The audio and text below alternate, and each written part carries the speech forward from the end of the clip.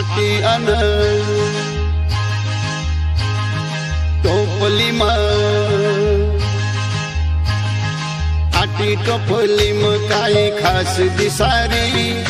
आटी टोपली म काय खास दिसारी मोड मोड खल येतो न सुंदरी मोड मोड खल येतो न सुंदरी आ मोड मोड खल येतो न सुंदरी मोड मोड खल येतो न सुंदरी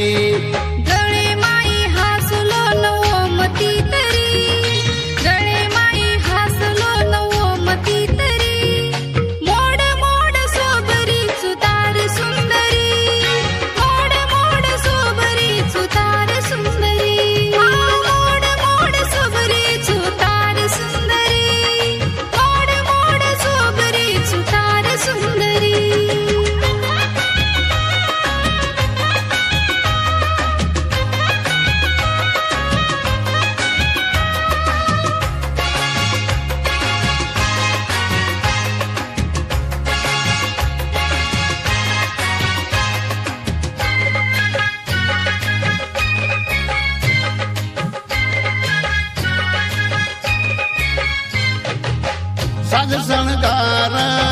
करतानी आरी जशी दिकारी नवी नवलेरी ओ साज शणगार करतानी आरी जशी दिकारी